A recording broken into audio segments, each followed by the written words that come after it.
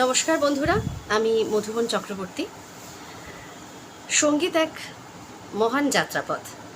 সেই যাত্রাপথে এসে মিশে বিভিন্ন রকম জীবন যাপন, দেশ থেকে দেশান্তরের কথা, এবং শুধু তাই নয়, সুরের সাম্রাজ্যের বহু মানুষের কথা আমরা অনেক সময় জানতে পারি না। আবার অনেক জানা কথাতেও অনেক অজানা কিছু থেকে যায়, সেসবও এসে মেশে সেই যাত্রাপথে। তো এই সঙ্গীতের যাত্রাপথে হাঁটতে হাঁটতে হাঁটতে আমিও অন্বেষণ করেছি এমন কিছু ব্যক্তিত্বের প্রতিভার, যা সত্যি আমার কাছে খুব বিরল প্রতিভা বলেই মনে হয়েছে।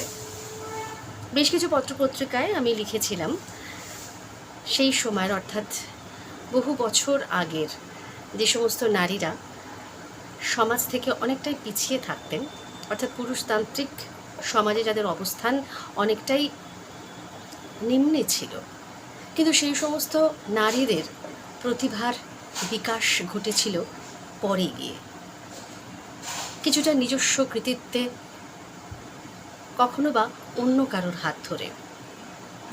সেরকমই সঙ্গীত জগতের 5 জন বিদুষীকে নিয়ে আমার দ্বিতীয় প্রবন্ধ গ্রন্থ প্রকাশিত হয়েছে 2025-এর কলকাতা আন্তর্জাতিক বইমেলা পালক প্রকাশন থেকে। হ্যাঁ, যেটা বলছিলাম, তো এরকমই বেশ কিছু বিদুষীকে নিয়ে আমি লিখেছিলাম বেশ কিছু পত্রপত্রিকায়। আর সেই সমস্ত লেখা দেখে পালক প্রকাশনী কর্ণধার অঞ্জন ভট্টাচার্য তিনি আমাকে বলেছিলেন, এই লেখাগুলোকে এক জায়গায় সংগঠিত করুন।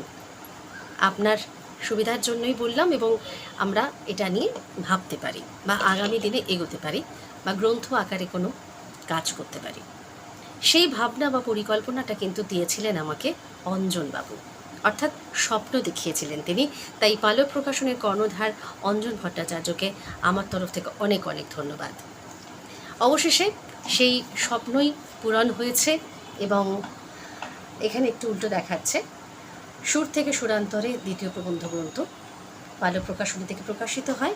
আমি তাদের কাছে কৃতজ্ঞতা প্রকাশ করব, আজীবন মনে থাকবে তাদের কথা।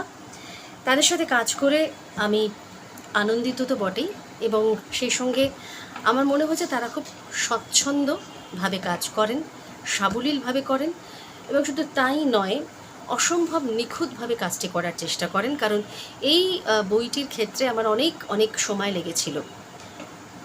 যখন আমি পাণ্ডুলিপি জমা দিই, তারপরেও বেশ কয়েকটি স্তর আমার লেগেছিল পৌঁছতে ফাইনাল প্রুফের জন্য। বিশেষ করে বানান একটা বিরাট দিক বলে আমার মনে হয়, কারণ বই হয়তো অনেকে লিখে ফেললেন বা পাণ্ডুলিপি হয়তো জমা দিলেন, কিন্তু তার পরের কাজটাও কিন্তু একটা মহৎ শিল্প।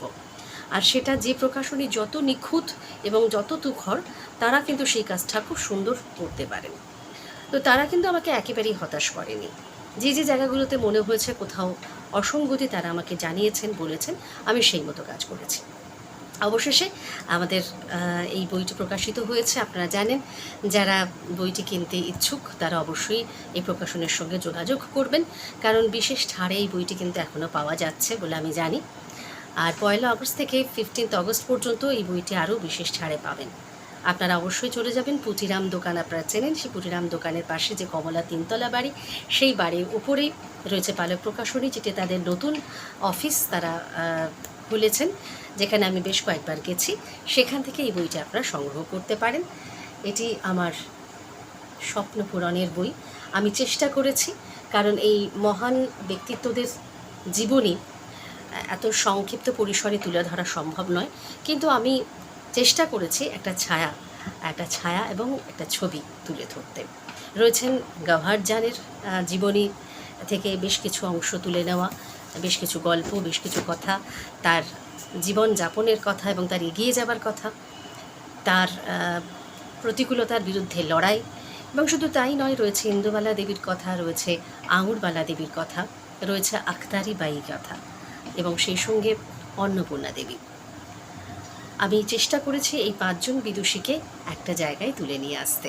হয়তো ভবিষ্যতে আমি আলাদা আলাদা করে তাদের সম্পর্কে আরও বিস্তারিতভাবে গবেষণা করতে চাই এবং গবেষণা করব, সেই ইচ্ছাও রইল। সবাই ভালো থাকবেন, এবং অবশ্যই যোগাযোগ করবেন পালক প্রকাশনীর সঙ্গে যারা এই বইটি সংগ্রহ করতে চান, এবং অন্যান্য তথ্য সমৃদ্ধ বই আপনারা নিতে চান তাহলে অবশ্যই যোগাযোগ করবেন পালক প্রকাশনীর সঙ্গে। নমস্কার, ভালো থাকবেন।